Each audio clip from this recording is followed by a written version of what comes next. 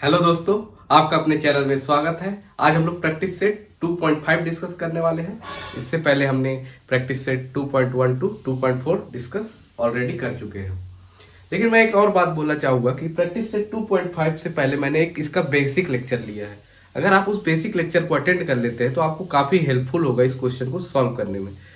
हालांकि मैं इसमें भी वो चीजें डिस्कस करूंगा, लेकिन उसमें मैंने डिटेल से सारी चीजों को डिस्कस किया हुआ है, जो कि आपके आगामी एग्जाम में काफी हेल्पफुल होगा। राइट, तो क्या दिया है, एक्टिविटी का क्वेश्चन है कि fill in the gaps and complete it.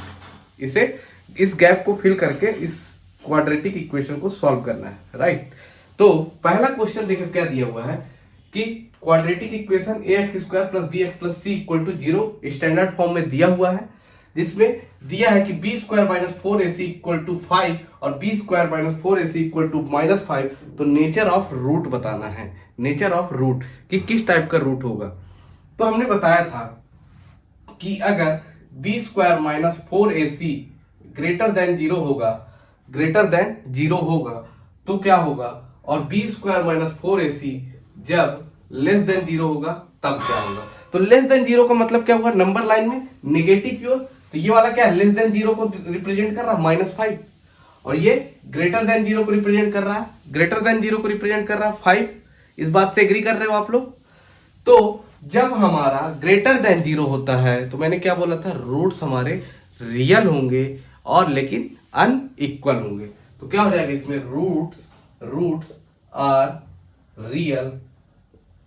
Real and क्या होगा, अनइक्वल होगा। ये बात हमने ऑलरेडी डिस्कस कर चुकी है।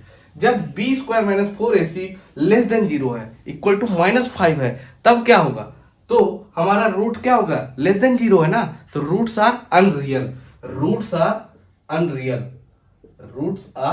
अनरियल।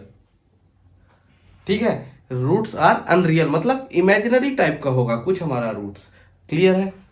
अगर मान लो ये b² minus 4ac equal to 0 होता है तो क्या होता है, roots are real and equal. ये यहां तक क्लियर है। पहला क्वेश्चन पहले का पहला है ये, तो ये आपको आई थिंक क्लियर होगा। दूसरा क्वेश्चन क्या है कि देखिए, sum of roots equal to -7, sum of roots equal to -7। तो मैंने क्या बताया था, सम ऑफ रूट्स की बात कर रहा ना, अल्फा और बीटा मैं मान लेता हूं क्वाड्रेटिक इक्वेशन के रूट्स हैं। तो सम की बात कर रहा तो alpha plus beta equal to -7 बोल रहा है। इस बात को आप एग्री कर रहे हो कि अल्फा प्लस बीटा -7 है। इस बात को एग्री कर पा रहे हो, राइट। फिर बोल रहा है कि ये क्वाड्रेटिक इक्वेशन है और product of roots is equal to 5। तो अल्फा इंटू बीटा, अगर मैं बोलूं product of roots equal to 5 तो alpha into beta equal to 5 है। इस बात को भी एग्री कर पा रहे होगे, एग्री कर पा रहे हो कि alpha into beta equal to 5 है और alpha plus beta equal to -7 है। तो मैंने आपको अगर याद हो तो इसके लिए स्टैंडर्ड फॉर्म ऑफ इक्वेशन क्या बताया था, तो x² फिर प्लस बोला था या माइनस, याद रखना है, minus alpha plus beta into x plus alpha into beta. यहाँ पे प्लस होगा, यहाँ माइनस, यहाँ पे प्लस। तो ये क्या बन जाएगा, क्वाड्रेटिक इक्वेशन क्या बन जाएगी, x² minus alpha plus beta की वैल्यू क्या है, -7। तो माइनस का 7 इंटू एक्स प्लस का अल्फा इंटू बीटा 5। तो क्या बन जाएगा, तो x² plus 7x plus 5 equal to 0। ये इस बात को आप एग्री कर पा रहे हो कि जो हमारा क्वाड्रेटिक इक्वेशन है वो हम लोग कैसे लिखते हैं, जब रूट्स दिया हुआ हो तो हमारा ये स्टैंडर्ड फॉर्म होता है x² माइनस ब्रैकेट में alpha plus beta into x और plus alpha into beta. Right, तो यहां से ये क्या हो जाएगा, x² plus 7x plus 5 equal to 0 हो जाएगा। क्लियर है। अब हम तीसरे क्वेश्चन की बात करते हैं। तो तीसरा क्वेश्चन क्या है कि if alpha and beta roots of quadratic equation. फिर से वही चीज बोल रहा है कि रूट्स ऑफ क्वाड्रेटिक इक्वेशन क्या है, अल्फा और बीटा है। Then 2x² minus 4x minus 3 equal to 0। तो अल्फा प्लस बीटा की वैल्यू बताना है और अल्फा इंटू बीटा की वैल्यू बताना है। तो यहाँ पे हमको अल्फा प्लस बीटा की वैल्यू कहां से हम लोग निकालेंगे, तो हमको अगर पता हो तो अल्फा प्लस बीटा बराबर क्या होता है, तो अल्फा प्लस बीटा बराबर होता है माइनस का b/a, मैंने इससे पहले लेक्चर में बोला था कि इसको एकदम याद कर लो, ये काफी इंपॉर्टेंट है। और अगर मैं अल्फा इंटू बीटा की बात करूं तो ये क्या होता है, सी बाई ए होता है। अल्फा प्लस बीटा क्या होता है, माइनस का बी बाई ए, और अल्फा इंटू बीटा क्या होता है, सी बाई ए होता है।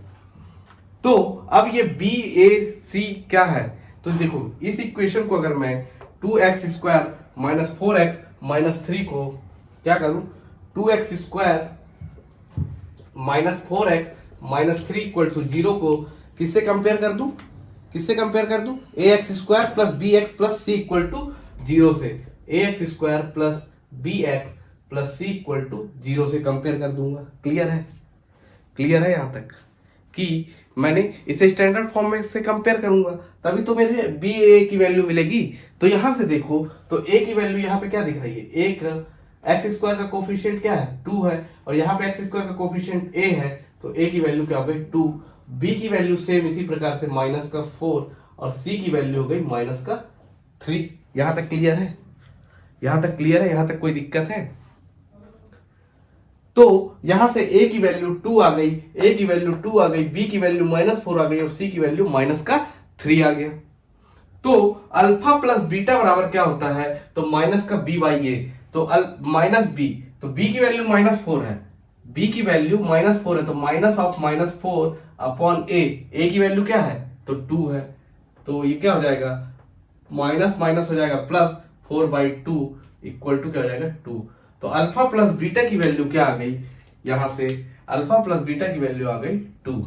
इस बात को एग्री कर पा रहे हो, बहुत बढ़िया। अल्फा इंटू बीटा क्या होता है, सी बाई ए, तो सी की वैल्यू क्या है, -3 है, -3 है, और ए की वैल्यू क्या है 2 है, तो अल्फा इंटू बीटा की वैल्यू क्या हो जाएगी, माइनस का 3/2। इस बात को भी एग्री कर पा रहे होगे, क्लियर है।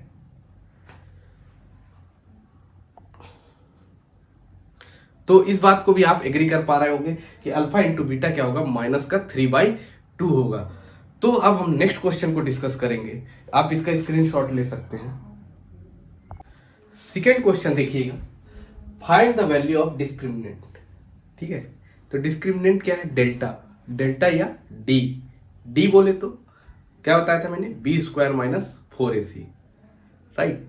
तो उसको निकालने से पहले हम ये जो क्वाड्रेटिक इक्वेशन गिवन है उसको सबसे पहले हम क्या करेंगे, कंपेयर करेंगे। कंपेयर किससे करेंगे, क्वाड्रेटिक इक्वेशंस। तो जो हमारा standard form of quadratic equation होता है वो क्या होता है, ax² plus bx plus c equal to 0। ये हमारा standard form of quadratic equation है। तो जब हम इस ax² प्लस bx प्लस सी को इस इक्वेशन से कंपेयर करते हैं तो क्या हो जाएगा, तो यहां से मैं a की वैल्यू क्या हो जाएगी, x² का कोफिशिएंट है, तो x² का कोफिशिएंट क्या है, यहाँ पे 1 है, तो a की वैल्यू क्या हो गई, 1 हो गई। b की वैल्यू यहां से क्या आ जाएगी, x का कोफिशिएंट क्या है b, और यहाँ पे x का कोफिशिएंट क्या है 7, c का कोफिशिएंट क्या है यहाँ पे माइनस का 1। इस बात को एग्री कर पा रहे हो आप लोग, अगर इस बात को एग्री कर पा रहे हो तो ये क्वेश्चन हो गया काफी इजी। अब हमको यहां से क्या निकालना है, तो डिस्क्रिमिनेंट बताना है, तो d इक्वल टू क्या होता है, b² माइनस 4ac। ये हम लोगों ने कहां से पाया, कंपेयर करने के बाद, कंपेयर करने के बाद, कंपेयर करने के बाद किससे, तो इस इक्वेशन से कंपेयर किया हमने। किसको किया, तो हमने इस इक्वेशन को कंपेयर किया। क्लियर है, मतलब स्टैंडर्ड फॉर्म ऑफ इक्वेशन से हम जो गिवन क्वाड्रेटिक इक्वेशन है उसको कंपेयर करेंगे और वहां से ए बी और सी की वैल्यू फाइंड आउट करेंगे। देन इसके बाद डिस्क्रिमिनेंट निकालेंगे, तो d equal to b² minus 4ac, तो d बराबर b² मीन्स 7 का square minus 4 into a 1 into c की वैल्यू है माइनस का 1, तो 7 या 49 माइनस माइनस क्या हो जाएगा प्लस 4 इंटू 1 इंटू 1, तो क्या हो जाएगा 4, तो 49 प्लस 4 क्या होगा 53। तो ये क्या हो गया, x² प्लस 7x माइनस 1 का डिस्क्रिमिनेंट कितना आ गया 53 आ गया। ये ग्रेटर देन 0 है कि लेस देन 0 है, तो ये है ग्रेटर देन 0, राइट। अब अगर हम दूसरे क्वेश्चन को सॉल्व करें तो क्या होगा, तो देखो 2y² है ना, तो हमारा स्टैंडर्ड फॉर्म ऑफ क्या हो जाएगा, ay² plus by plus c equal to 0। इससे हम इसको कंपेयर कर देंगे, तो ए की वैल्यू यहाँ पे क्या हो जाएगी बच्चा पार्टी, तो ए की वैल्यू हो जाएगी, देखो वाई स्क्वायर का कोफिशिएंट क्या है यहाँ पे 2 है, तो ए की वैल्यू क्या हो गई यहाँ से 2 हो गई। बी का कोफिशिएंट क्या है -5 है, देख पा रहे हो, और सी का कोफिशिएंट क्या है 10 है। आई नो आप मेरे से पहले भी कर चुके होंगे, कुछ लोग जिसको समझ में आ चुका होगा ना ये बात, वो हमसे पहले भी कर चुका होगा, ये हम एग्री कर रहे हैं। तो यहां से अब डिस्क्रिमिनेंट क्या होगा, D equal to b square minus 4ac। तो b की वैल्यू क्या है बच्चा पार्टी, तो ये है -5, तो ये क्या हो जाएगा -5 का whole square minus 4a into c. तो a की वैल्यू है यहाँ पे 2 और c की वैल्यू है 10, राइट। तो क्या हो जाएगा 5 का स्क्वायर क्या हो जाएगा 25। अब बोलोगे माइनस का आ गया, तो माइनस का स्क्वायर होके क्या हो जाएगा प्लस हो जाएगा, तो -5 का स्क्वायर क्या हो जाएगा 25 प्लस का, देन 4 2 जा 8 10 जा 80, ये हो जाएगा 4 2 जा 8 8 इंटू 10 80। तो 25 माइनस 80 कितना हो जाएगा, कितना हो जाएगा, तो हो जाएगा 55 प्लस का कि माइनस का, -80 है ना, बड़ा क्या है 80 वाला, तो माइनस साइन आएगा। तो सेकेंड का आंसर क्या हो जाएगा माइनस का 55, राइट।